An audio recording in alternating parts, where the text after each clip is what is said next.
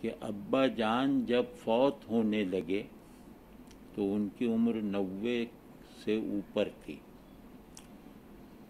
میں بھی ان کا کلاس روم شاگرد نہیں رہا تھا، میں بھی مطلب ملازمت کرتا تھا. تو میں کراچی گیا، اتفاق سے مجھے پتہ چلا کہ ابا جان سخت علیل ہیں.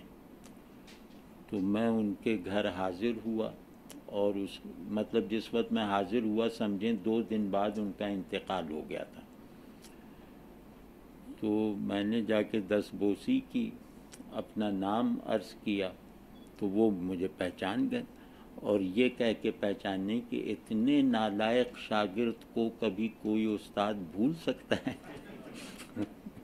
تو پہچان کے پھر میں بڑا افسردہ بہت بستر پہ لیٹا ہوا. ایک آدمی جس کو آپ 100 میٹرز کی ریس میں اعتماد کے ساتھ بڑھاپے میں اتار سکتے ہوں، اس کو بستر پہ لیٹا دیکھ کر جو کیفیت ہوئی. تو خاصی دیر میں بیٹھا رہا.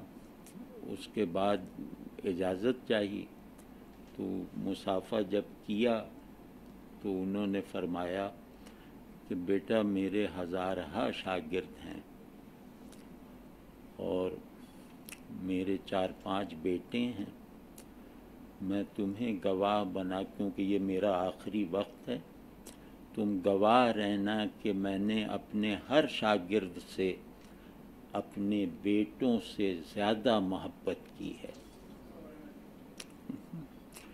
اب اس جملے کو سچائی سے کہنے والا استاد اگر تعلیمی اداروں میں موجود نہیں ہے تو وہ جہل کی ترویج کے سوا کیا کر رہی ہیں؟ کیونکہ علم جو ہے وہ استاد کی محبت سے حاصل ہوتا ہے. علم استاد کی محبت کے بغیر حاصل نہیں ہوتا. تو ایسی یعنی کہ درجۂ محبوبیت پر فائز اساتذہ کے فقدان کے ماحول میں جو بھی تعلیم دی جائے گی وہ حافظے کے پست ترین معطل حصوں تک محدود رہ جانے کے علاوہ اور کیا نتیجہ پیدا کر سکتی ہے، جو ہمارے ساتھ ہو رہا ہے کہ ہم علم اور زندگی کے درمیان ایک فاصلے کی پیدائش کو نہ صرف یہ کہ قبول کر چکے ہیں بلکہ اپنی زندگی کی تمام قوت حرکت کو وہ فاصلہ بڑھانے کے لیے استعمال کرنے کے عادی ہوتے جا رہے ہیں. اب اگر علم کے لیے 2 چیزیں درکار ہیں نا، استاد کی محبت اور محنت، اور محنت کے لیے وقت درکار ہے.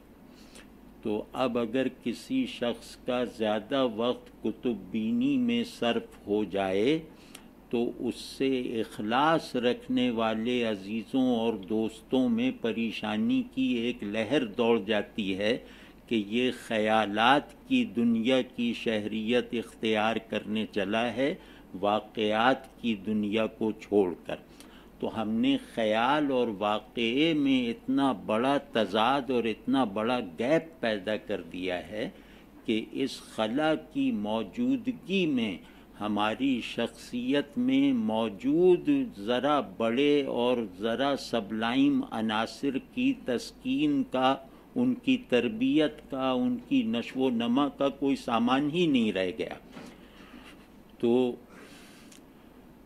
ایسے یہ وہ استاد تھے جو مطلب یہ ان کے آخری 2 دن کی بات میں بتا رہا ہوں کہ تم گواہ رہنا، اللہ جانتا ہے کہ میں اپنے ہزاروں شاگردوں سے اتنی محبت کرتا رہا ہوں جتنی محبت اپنی سگی اولاد کے لیے محسوس نہیں کی. اب یہ فقرہ ہی اتنا بڑا ہے، اس فقرے کو ذرا سا محسوس کر لیں. اگر ہم آپ کے ایک استاد کی زبان سے نکلا ہوا یہ سچا فقرہ اگر اس کو ذرا دیر ہم اپنے اندر گونجنے کی اجازت دے دیں تو اس کے نتیجے میں کچھ نہیں تو ہماری شخصیت میں جو پاتال کی طرف لڑکنے کا رجحان پیدا ہو گیا ہے وہ تھم جائے گا. تو انہی ادوار میں میں 8ویں میں تھا جامعہ ملیہ میں، تو ایک استاد تھے مظہر عرفانی صاحب، وہ شاعر بھی تھے، انگریزی پڑھاتے تھے اور بہت سخت تھے، مطلب مار پیٹ یہ سب بہت تسلسل کے ساتھ تھی، مطلب ان کا کوئی شاگرد ایسا نہیں ہے جس نے ان سے بارہا مار نہ کھائی ہو۔ تو ہم نے بھی کھائی، جیسے میرے استاد مولانا ایوب صاحب رحمۃ اللہ علیہ فرماتے ہیں کہ ان کے استاد ان کی پٹائی کرتے تھے قمچیوں سے، وہ جو کچی شاخیں ہوتی ہیں ان سے، جس کا بدن پہ نشان پڑتا ہے۔ تو ایک درس میں فرمایا اپنے استاد کا ذکر کرتے ہوئے کہ میرے استاد مرحوم نے میری جتنی پٹائی کی ہے اس کے نشانات میری کمر پہ مدتوں رہے، افسوس اب بڑھاپے کی وجہ سے وہ نشانات فضیلت، وہ نشانات مغفرت میری کھال پر سے مٹ گئے۔ تو وہ مطلب بہت پٹائی کرتے تھے، اور پٹائی بھی وہ جو ٹیلی فون کی تار ہوتی ہے نا، یا باریک الیکٹرک کی تار، اس کا کوڑا سا بنایا ہوا تھا اس سے۔ تو خاصی مدت بعد ایک مشاعرے میں کراچی میں، مجھے مشاعرہ کیا تھا، وہ شعری نشست تھی کسی گھر میں، تو ان لوگوں نے مجھے یہ سوچ کر صدارت دے دی کہ میں کراچی چھوڑ کر باہر جا چکا تھا، کراچی عارضی طور پر آیا تھا ملنے،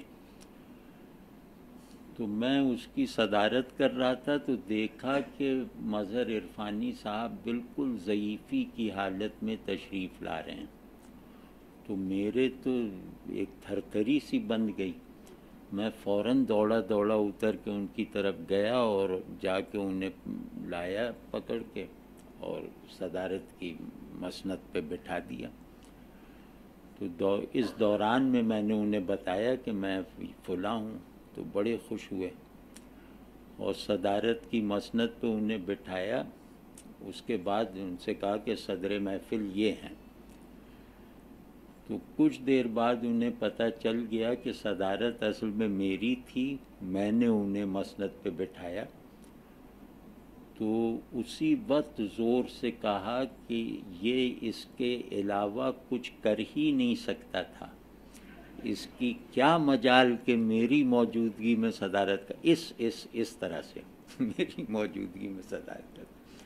اب یہ سب جملے جو ہیں، یہ سب فقرے یا اس طرح کے اپنے بڑوں کی زبان سے نکلے ہوئے جملے بخدا میرا اندوختہ حیات ہیں، اور بخدا مجھے اپنی طرف شوق سے اور رغبت سے نہیں دیکھنے دیتے۔ تو ہمارے اساتذہ ایسے تھے کہ جو گویا یہ طبیعت میں ایک میلان پیدا کر دیتے تھے، جو طبیعت کی ریکنڈیشننگ اس طرح کر دیتے تھے کہ آدمی اپنی طرف راغب نہ ہونے پائے، اپنی جانب مائل نہ ہونے پائے۔ تو جو آدمی بھی اپنی طرف راغب اور مائل ہو جاتا ہے، اس کے اندر نمو کا عمل رک جاتا ہے، کیونکہ وہ گیون کنڈیشنز میں اپنی طرف مائل اور راغب ہے نا، تو ان گیون کنڈیشنز میں انقلاب لانے، تبدیلی کرنے، بڑھاوا دینے، اضافہ کرنے اور ارتقاء پذیر رکھنے کی اسے پھر کوئی ضرورت ہی محسوس نہیں ہوتی۔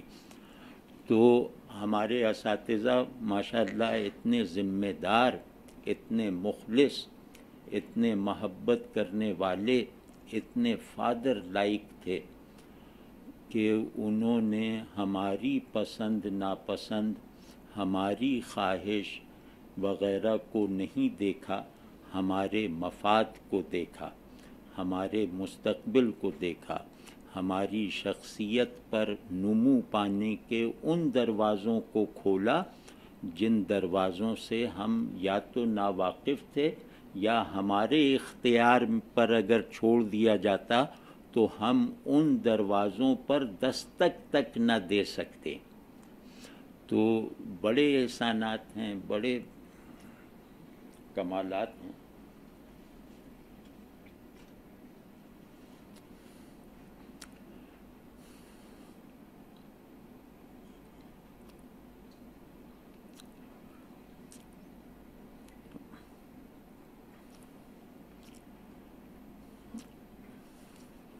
سن 68 تھا، 1968 میں 9ویں جماعت کا طالب علم تھا۔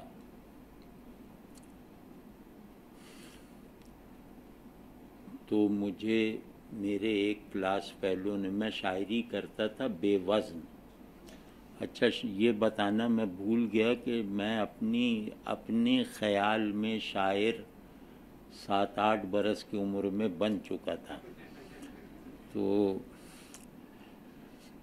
سن 68 میں سنجیدگی سے خود کو شاعر سمجھنے لگا تھا اور اپنے کچھ مقاصد بھی طے کر لیے تھے کہ فراق کو کراس کرنا ہے، فیض کو پیچھے چھوڑنا ہے، وغیرہ وغیرہ۔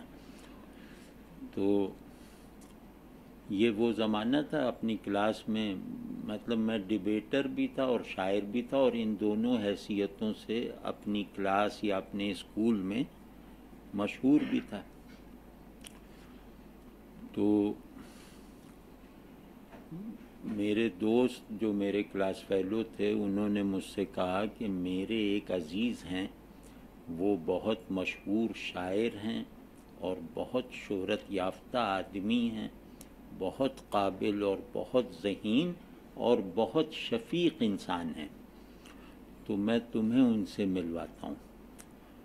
تو میں نے کہا ضرور ضرور، مجھے بہت کشش محسوس ہوئی، اور ساتھ میں یہ کہ انہیں جا کے اپنی شاعری سناؤں گا اور ان سے داد حاصل کروں گا، یہ مطلب ایک منصوبہ تھا۔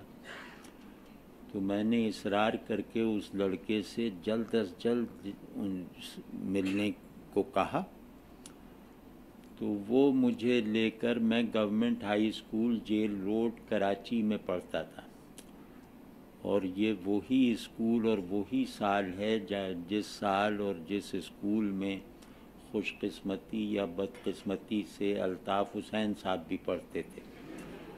تو یہ یقیناً میری خوش قسمتی کہ وہ سائنس میں تھے، ہم آرٹس میں تھے۔ تو وہ بہرحال وہ مجھے جہانگیر روڈ لے کر آئے۔ جہانگیر روڈ جیل روڈ کے نزدیک ہے۔ جہانگیر روڈ کے ایک گھر میں لائے مجھے، اور ایک صاحب اپنے گھر کے سامنے ایک چھوٹا سا میدان ہے، اس پہ چارپائی ڈالے ہوئے نیم دراز حالت میں لیٹے ہوئے تھے، اور 2-4 آدمی کرسیوں پر بیٹھے ہوئے تھے ان کے ملاقاتی۔ تو انہوں نے جا کے سلام کیا، میں نے بہت ادب سے سلام کیا۔ انہوں نے کہا کہ سلیم چاچا یہ میرا دوست ہے، یہ شاعر ہے، اس پہ ذرا توجہ فرمائیے۔ تو وہ بڑے لہک کے بہت شفقت سے انہوں نے ہاتھ لیا اور دوسرے ہاتھ سے ہاتھ تھپکا اور کہا بیٹھو بیٹھو، بڑی خوشی ہوئی۔ وہ سلیم احمد تھے۔ تو وہاں بیٹھے، تو کچھ دیر بعد مجھے بے چینی لگی ہوئی تھی کہ یہ مجھ سے میرا کلام تو سنے، کلام بلاغت نظام۔ تو تھوڑی دیر بعد انہوں نے مجھ سے فرمایا کہ ہاں بھائی کچھ کہتے ہو تو سناؤ۔ تو اچھا نہیں، تھوڑی دیر بعد انہوں نے کہا کہ تم نے کچھ شاعری پڑھی ہے؟ تو میں نے کہا پڑھی ہے، اور واقعی پڑھی تھی۔ تو میں نے کہا کہ مجھے آپ کے بھی اشعار یاد ہیں۔ تو اس زمانے میں ایک رسالہ نکلتا تھا نقش، وہ ادبی ڈائجسٹ تھا، اس میں دیگر رسائل سے منتخب کر کے نظمیں، غزلیں، مضامین شائع ہوتے تھے. اس کے ایڈیٹر شمس زبیری صاحب تھے. تو نقش میں باقاعدگی سے پڑھتا تھا، تو اس میں سلیم احمد کی غزلیں بھی پڑھ رکھی تھیں اور ان کے کئی شعر مجھے یاد تھے. تو انہوں نے پوچھا کہ کوئی شعر سناؤ، تو میں نے انہیں ان کا ایک شعر سنایا جو آج بھی مجھے یاد ہے کہ آنکھ سرشار تمنا ہے تو وعدہ کر لے، آنکھ سرشار تمنا ہے تو وعدہ کر لے، چال کہتی ہے کہ پھر لوٹ کے آنا کیسا. تو اب ایک بالکل نوعمر لڑکے سے وہ ایسا شعر یاد رکھنے کی شاید توقع نہیں رکھ رہے تھے، تو بڑے زور سے ہنسے، کہنے لگے کہ ارے تم تو عجیب عجیب چیزیں یاد رکھتے ہو. تو پھر 2-4 منٹ بعد مجھ سے فرمایا کہ تم بھی تو کچھ کہتے ہو، تم سناؤ. تو میں نے انہیں اپنی 2 غزلیں سنائیں، اپنی دانست میں جو غزلیں تھیں وہ سنائیں. وہ بے وزن تھیں، مطلب بحر میں نہیں تھیں، موضوع نہیں تھیں. وہ کمال توجہ اور انہماک کے ساتھ سنتے رہے اور بیچ میں کہتے رہے اچھا کہا، اچھا کہا. تو تقریباً 20 اشعار انہوں نے مجھ سے سنے اور کہا کہ اچھا کہا، شاعری جاری رکھنا. یہ وہ کچھ جیسے حوصلہ افزائی کے کلمات. تو ہم لوگ جب وہاں سے رخصت ہونے لگے تو انہوں نے مجھ سے کہا کہ تم شاعر ہو، بس وزن سیکھ لو اور شاعری چھوڑنا مت، اور دوسری بات یہ ہے کہ مجھ سے ملتے رہنا. تو میں نے ان سے پوچھا کہ میں آپ کا کوئی خاص وقت ہو جس میں آپ ملاقات کرتے ہوں؟ کہنے نہیں، جس وقت چاہے آ جانا. زیادہ سے زیادہ یہی ہو سکتا ہے کہ میں مصروف ہوں گا یا آرام کرنا چاہتا ہوں گا تو تم سے کہوں گا کہ تم بھی ادھر ہی کہیں پڑ جاؤ، لیکن یہ کہ تم جس وقت چاہے آ جانا، لیکن مجھ سے ملتے رہنا. یہ وہ صاحب تھے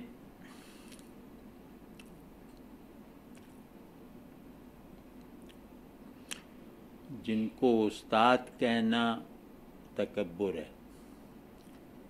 مطلب اگر میں کہوں کہ میں سلیم احمد کا شاگرد ہوں تو یہ ایک کبر پر مبنی دعویٰ ہے. جن کو استاد کہنے سے ان کی پوری تصویر سامنے نہیں آ سکتی، جن کو مربی کہنے سے ان کی پوری امیج بن نہیں سکتی. مطلب یہ کہ وہ ایک عجیب ہمہ جہت رشتہ رکھنے والے آدمی تھے، اور کبھی وہ باپ سے زیادہ محبوب ہو جاتے تھے، کبھی وہ بھائی سے زیادہ مرغوب ہو جاتے تھے، کبھی وہ استاد سے معظم ہو جاتے تھے، کبھی وہ کسی بھی ذہن میں موجود شے سے زیادہ مکرم ہو جاتے تھے. تو یہ ساری چیزیں گویا ان کے اندر سے تعلق کی ہمہ جہت لہروں کی طرح ان سے محبت کرنے والوں کے اندر منتقل ہوتی رہتی تھیں، اور ان سے قربت حاصل کر لینے کی سعادت حاصل کر لینے والا کوئی بھی شخص سلیم احمد کے ساتھ اپنے تعلق کو کسی متعین جہت میں محدود کر کے نہیں بیان کر سکتا. مطلب صرف یہ نہیں کہہ سکتا کہ وہ ادب میں میرے استاد تھے، صرف یہ نہیں کہہ سکتا کہ فلسفہ میں نے ان سے سیکھا، صرف یہ نہیں کہہ سکتا کہ میں نے ان سے شاعری میں اصلاح کی، بلکہ سلیم احمد کے اندر ایک عجیب طرح کی اٹھان تھی، یعنی دوسروں کو اٹھا لینے والی اٹھان تھی کہ جس کا تجربہ حاصل کرنے والا یوں سمجھتا تھا کہ جیسے میرے اندر سب چیزیں جو ہیں وہ ایک تکمیل کی حرکت میں کنورٹ ہو گئی ہیں. یعنی سلیم احمد وہ آدمی تھے جن کے پاس بیٹھنے والا آدمی گویا اپنے اندر موجود نامعلوم امکانات کو بھی پروان چڑھتے ہوئے عمل میں آتے ہوئے دیکھ لیتا تھا. جن کے پاس بیٹھ کر آدمی اپنے آپ کو پہچاننے کے زیادہ قابل ہو جاتا تھا. تو مطلب افسوس کہ اب ادب کے ایوریج قاری بھی سلیم احمد کو مطلب اس طرح یاد نہیں رکھتے جس طرح یاد رکھا جانا ان کا حق تھا. تو بہرحال سلیم بھائی کے بارے میں بہت باتیں مطلب اگر ان کے بارے میں گفتگو کرنی ہو تو کئی دن کم ہیں. تو ان کے تعارف میں مطلب دو چیزیں ایسی ہیں کہ جو اگر میری زبان سے نکل کر آپ کے لیے پرتاثیر بن جائیں تو میں سمجھوں گا کہ وہ حاصل آج کی مجلس کا حاصل ہو سکتا ہے. ایک تو یہ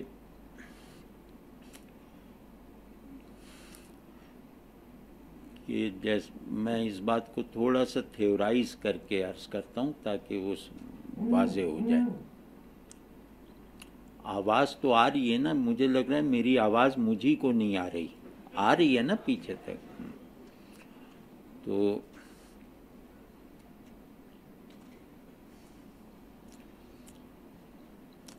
اگر ہم یہ کوشش کریں کہ ہم انسان کی ایک واحد تعریف وضع کر لیں، انسان کی ایک سول ڈیفینیشن تک پہنچ جائیں، ٹھیک ہے، ایک مفرد تعریف تک پہنچ جائیں، تو ہم اس کا تجزیہ کریں گے کہ یہ نطق رکھتا ہے، یہ علم رکھتا ہے، یہ شعور رکھتا ہے، وغیرہ وغیرہ. تو ہم ان سب چیزوں کو انسان پر سے کھرچتے چلے جائیں تو بھی انسان باقی رہتا ہے. ایک پرت آخر میں ایسی رہ جاتی ہے جسے اتار دیا جائے تو انسان ہونا موجود نہیں رہتا، اور وہ پرت ہے شعور تعلق. انسان اپنی لاسٹ ڈیفینیشن میں، اپنی سول ڈیفینیشن میں شعور تعلق اور حس تعلق ہے. اگر اس کے اندر کے جوہر تعلق کو کل کر دیا جائے تو یہ انسان ہونے کی اپنی پوزیشن کو برقرار نہیں رکھ سکے گا. تو اس روشنی میں مطلب اس بات کی روشنی میں میں عرض کر رہا ہوں کہ ہمارے سلیم احمد سر سے پاؤں تک تعلق کا ایسا آتش فشاں تھے جس کا لاوا گرم نہیں ہوتا. ٹھیک ہے؟ تو مطلب زرخیز آتش فشاں. تو سلیم احمد مطلب میں بتا نہیں سکتا، میں نے ان کے کئی دوستوں کی وفات دیکھی ہے. وہ اپنے ہر دوست کی موت پر ایسے ہو جاتے تھے کہ خود ان کے جینے کے لالے پڑ جاتے تھے. وہ اپنے دوستوں کی تکلیف کو جس شدت سے محسوس کرتے تھے، خود تکلیف میں مبتلا شخص بھی اس شدت سے محسوس کرنے نہیں کیا کرتا تھا. مطلب وہ سراپا تعلق تھے. اور میری نظر میں ان کی سب سے بڑی تاثیر، ان سے فیض حاصل کرنے کا سب سے مستند اور یقینی زاویہ ان کے جوہر تعلق سے خود کو وابستہ کر لینا ہوتا تھا. تو وہ عجیب طرح کے آدمی تھے. مطلب یہ کہ وہ ایک دوست کی موت پہ 3 مہینے بیمار رہتے تھے. اور واقعاً ایسے ہی تھا کہ ان کے لوگ ڈر جاتے تھے کہ کہیں اب یہ بھی کوچ کی تیاری تو نہیں کر رہے.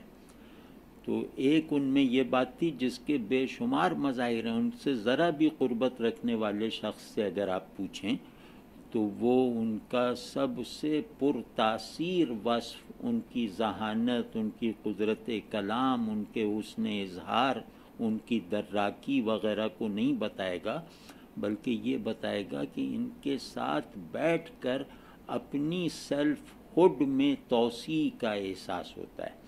وہ لوگوں کو اپنے اندر جذب نہیں کرتے تھے، خود لوگوں میں جذب ہو جاتے تھے. مطلب وہ ایک جیسے سیلف، ایک ایکسٹینڈڈ سیلف بنا دیتے تھے اپنے مخاطب کا، اپنے دوست کا.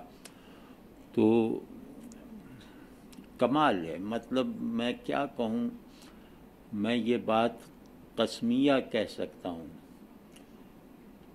کہ کبھی بھی اپنا خیال آ جائے تو سلیم احمد کے بغیر نہیں آتا، کبھی بھی نہیں. مطلب میں سلیم احمد کے حوالے سے کٹ کر موجود ہی نہیں ہوں، اپنے لیے معلوم ہی نہیں ہوں. تو وہ مطلب ایسے آدمی تھے. اور دوسری چیز تھی ان کی بے مثل ذہانت. وہ بہت، اللہ نے انہیں مکمل آدمی بنایا تھا. وہ مرد تقریر بھی تھے، وہ مرد تحریر بھی تھے.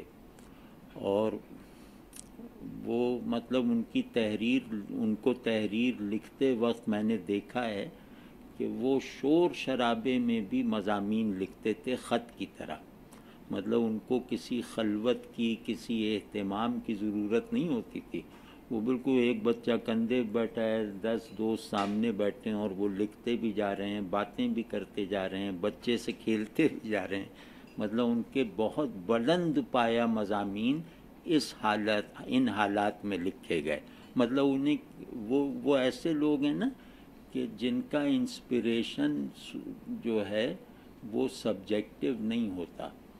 ان کے اندر انسپریشن کا ایک ایسا نظام چلتا رہتا ہے جس کے لیے کسی مصنوعی خلوت یا مصنوعی یکسوئی کی ضرورت نہیں رہ جاتی. یعنی جیسے عقاب ہے، یہ چڑیوں کے جھنڈ میں بھی اڑتا رہے گا، یہ چیلوں کے جھنڈ میں بھی اڑتا رہے گا، یہ تنہائی میں بھی اڑتا رہے گا. تو سلیم احمد ایک ایسے تخلیقی وفور سے عبارت تھے کہ جو وفور کسی بھی صورتحال سے متاثر نہیں ہوتا تھا. اور یہ بہت کمال کی بات ہے. فردوسی کے بارے میں سنا تھا، سلیم احمد میں دیکھا.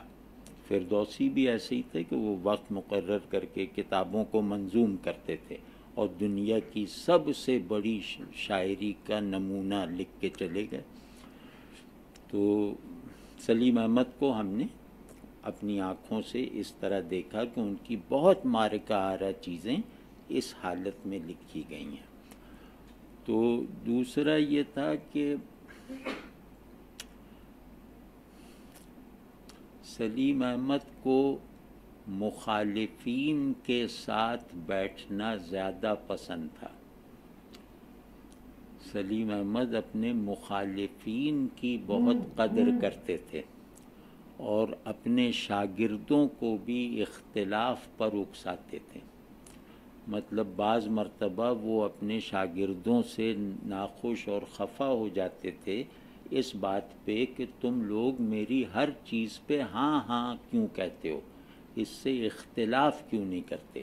اور نہ صرف یہ کہ یہ ان کا مزاج تھا بلکہ ان کا عمل بھی تھا کہ اگر کوئی شخص ان کو اپنا کوئی خیال بدلنے پر مجبور کر دے تو وہ مہینوں اس کا ذکر کرتے رہتے تھے کہ میرا خیال تو یہ تھا لیکن فلاں نے جو ہے میری توجہ اس طرف دلوائی تو اب میں نے اپنا وہ خیال ترک کر کے فلاں کی بات قبول کر لی. اب یہ بات سننے اور کہنے میں آسان ہے لیکن اس کو اپنا طرز زندگی بنا کر رہنا یہ بہت مشکل بات ہے.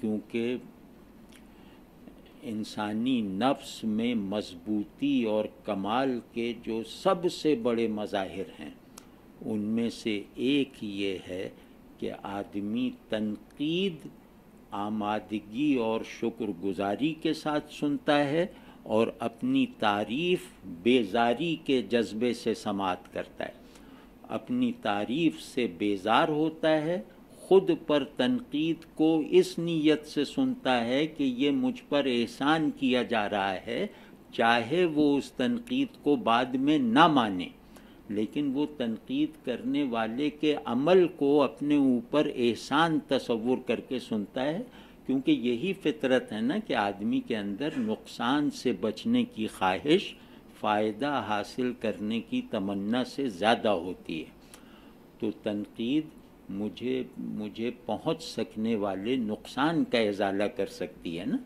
تو اس لیے وہ بہت احسان مندی سے سنتے تھے اور بلا کسی تکلف کے بڑے سے بڑے مجمع میں وہ اپنی رائے واپس لے لیتے تھے کسی کی کوئی دلیل سن کر، اور ایسا بارہا ہوتا تھا۔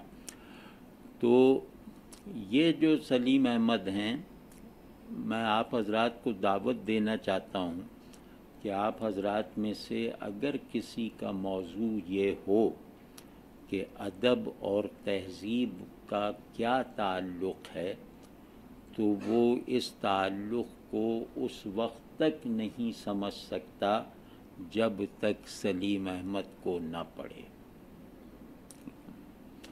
اب یہ گویا یہ ان کی ملکیت ہے یہ موضوع، تو اگر یہ دلچسپی ہے کہ تخلیقی شعور اور اس کے مظاہر کی اپنی تہذیب سے کیا نسبت ہے، یہ جاننے کی خواہش پیدا ہو جائے تو اس خواہش کی تسکین کا کوئی سامان نہیں ہے جب تک وہ سلیم احمد کو نہیں پڑھے گا۔ تو میری گزارش ہے کہ آپ حضرات سلیم احمد کی دونوں کلیاتیں چھپ چکی ہیں، مطلب ان کی نثر کا کلیات بھی چھپ چکا ہے، ان کی شاعری کا مجموعہ بھی چھپ چکا ہے، تو کوشش کریں کہ اس تک رسائی ہو جائے اور ان کو ذرا سا دیکھیں، تو مجھے یقین ہے کہ آپ کو بعض بہت ضروری تصورات حاصل ہو جائیں گے اور ان تصورات کی عملی سگنیفیکنس کو تلاش کرنے کا جذبہ بیدار ہو جائے گا سلیم احمد کو پڑھ کے۔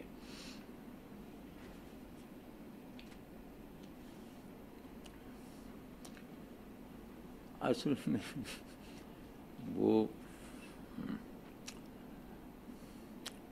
میں ان کے انکسار کی ایک بات سناتا ہوں جو میرے ہی ساتھ ہوئی۔